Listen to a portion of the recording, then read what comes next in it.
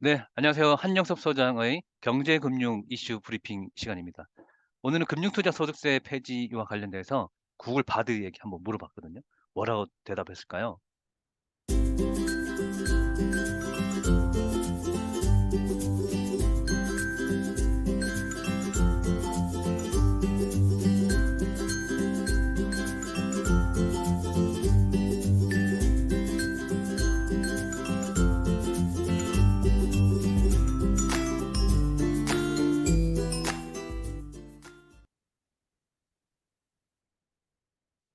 네, 여러분 반갑습니다. 1월 2일 날 윤석열 대통령이 증권 파생 상품 시장 개장식에서 금융투자 소득세를 폐지하겠다라고 발표를 했습니다. 이 금융투자 소득세가 뭔지, 그리고 왜 폐지를 하려고 하는지, 그거에 대해서 좀 알아보려고 하는데요. 우선 이제 기초적으로 몇 가지 조금 말씀을 드리자면, 소득세는 말 그대로 금융 투자를 해서 소득이 발생되면 그 소득의 일정 부분 세금을 부과하겠다라고 하는 제도, 뭐 조세 제도라고 볼 수 있습니다. 네, 이 제도는 사실 역사가 있어요. 2020년도에 문재인 정부에서 금융세제 개편 방안이라고 그래서 이제 소득세를 도입하겠다라고 발표를 했습니다. 그 내용에 의하면은 여기 보실게요. 주식 투자를 하게 되면 그 주식 투자 원금 아니고 주식 투자를 해 가지고 이익이 난, 그러니까 소득이 발생된 그 돈 5천만 원 이상 발생되면 5천만 원 이상 발생된 소득의 20%를 부과하겠다라고 하는 겁니다. 그거를 이제 시행을 하겠다라고 했는데요. 이듬해인 2020년도 12월 달에 개정이 통과돼서 사실 이제 2022년도에 이게 시행이 됐었어야 됩니다. 그런데 이거를 윤석열 대통령이 들어서고 나서 금융투자 소득세를 2년 동안 유예하겠다라고 발표를 해 버립니다. 그리고 나서 원래는 이제 2025년도에 이게 이제 발의가 돼야 됐었는데, 그러니까 시행이 될 텐데 그거를 안 하겠다라고 어 발표를 한 겁니다. 그러니까 금융투자 소득세를 걷지 않겠다. 지금도 안 걷고 있는데 거두려고 했던 것을 안 걷겠다라고 사실 발표를 한 겁니다. 네. 사실 참 윤석열 정부 답다라고 생각이 되는데, 자, 그러면 이 금융투자 소득세는 정말 뭐 걷어야 되는 건지 폐지하는 게 맞는 건지 그걸 오늘 좀 알아볼 텐데요. 참고로 그럼 금융투자 소득세를 통해서 얼마나 뭐 개인에게 혹은 국가에게 도움이 될런지 그게 중요하겠죠.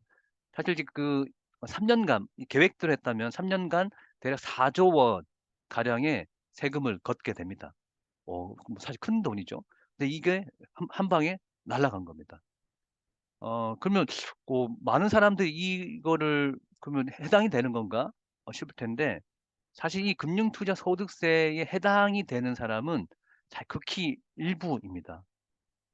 대략 한 투자자의 금융 투자를 하는 사람들의 1% 정도밖에 안 돼요. 대부분 99%는 이 금융 투자 소득세가 시행이 된다 하더라도 해당이 안 되는 사람들입니다.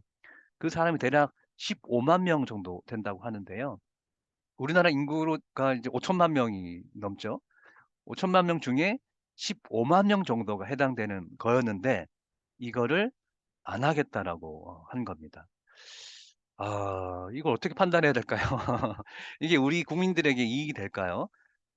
그래서 우리 뭐 요즘에 인공지능 시대니까 구글에서 이제 하는 바드에게 이 내용도 한번 물어봤습니다. 그래서 프롬프트에 이제 질문을 해 봤는데요. 제가 어떻게 이제 질문을 했냐면, 이걸 알려드린 거는 이제는 이제 구글로, 그러니까 AI로 어떻게 우리가 학습을 할 수 있는지도, 세상이 바뀌는 거 어떻게 이제 변화되는지도 좀 알아볼 수 있을 것 같아요. 제가 이렇게 질문을 했습니다.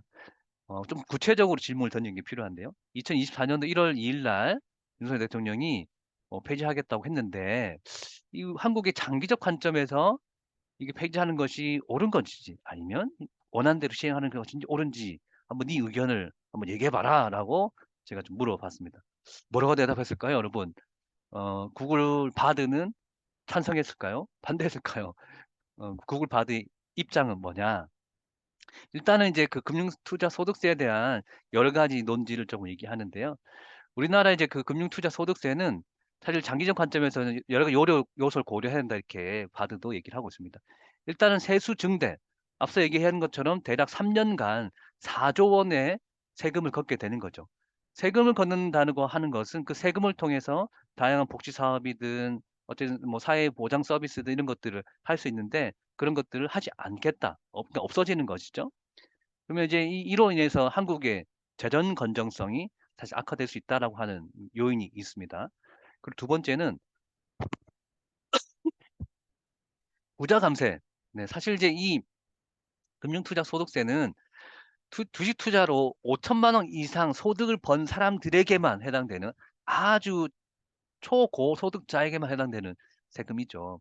그러니까 이제 이거는 말 그대로 부자 감세일 수밖에 없어요. 그래서 이 폐지를 추진할 경우에는 부자 감세 논란이 있습니다. 그래서 이제 사실 이 사회 갈등이 유발된다고 그걸 봐도 보고 있습니다. 두 번째는 자본시장 활성화에 효과가 있다라고 하는 건데요. 폐지를 주장하는 그러니까 윤석열 대통령의 주장은 자본시장 활성화되려면은 이런 세금을 거두면 안 된다. 그래서 이제 주식 거래를 유인하기 위해서 이런 걸 폐지해야 된다라고 얘기를 하는데요. 사실 구글에 이제 조사를 해 보니까 폐지를 통해서 투자들의 오히려 이 투자자들의 투기 심리가 더욱 높아질 가능성이 있다라고 보고 있습니다. 그리고 소득 재분배 효과가 있는데 사실 이제 이 공평 과세라고 보통 얘기합니다. 세금이 있는 곳에 세금을 내는 게 조세 형평성, 조세 원칙이죠. 그런데 그간 주식 투자를 해서 번 소득에는 그런 세금을 물지 않았던 겁니다. 그래서 이제 그 고소득자에게라도 세금을 물리자라고 하는 게 금융투자 소득세인데 이거를 하지 않겠다라고 하는 거니까 소득 불평등이 완화되지 않겠죠. 강화되겠죠. 반대로 얘기하면.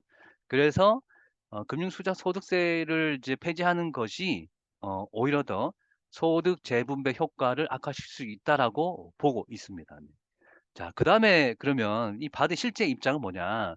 그래서 이런 요소들을 종합적으로 고려했을 때 장기적 관점에서는 아 의문이다. 앞서 얘기했던 세수 증대 효과, 부자 감세, 뭐 자본시장 활성화 효과, 소득 재분배 효과 이런 다양한 측면을 고려해서 신중하게 결정해야 되는데 이거를 섣불리 폐지를 추진하면 안 된다. 그래서 오히려 더 이 도입을 하고 이 도입에 따라 나타날 수 있는 여러 가지 장단점을 충분히 검토해서 이 결정하는 것이 필요하다라고 구글 바드는 이렇게 개인적으로 이렇게 예 보고 있네요. 네. 사실 이제 그 구글 바드는 중립기업이라고 마찬가지 중립기업일 수 있습니다. 그래서 이게 이 주장이 옳다 그르다 이렇게 판단하는 건 아닌데 그럼에도 불구하고 여러분들이 판단하셨을 때 이 내용들을 보고 이게 그럼 과연 금융투자 소득세가 우리 국민들에게 도움이 될지 혹은 도움이 안 될지 근데 이런 게 있겠습니다. 내가 금융투자 소득이 많아. 뭐 연간 1억 이상 소득이 발생돼.'라고 한다면 금융투자 소득세 반대하겠죠. 네. 그런데 난 투자도 안 하고 끽해 봐야 용돈벌이 한 달에 뭐 30만 원 1 년에 다 해 봐도 뭐 몇만 원 벌지도 못하는 이런 투자자에게는 금융투자 소득세는 오히려 걷는 게 좋습니다. 왜냐? 부자들이 번 그러니까 자산가들이 번 소득을 소득에서 일정 부분 세금을 떼서 그 세금으로 뭐 할까요?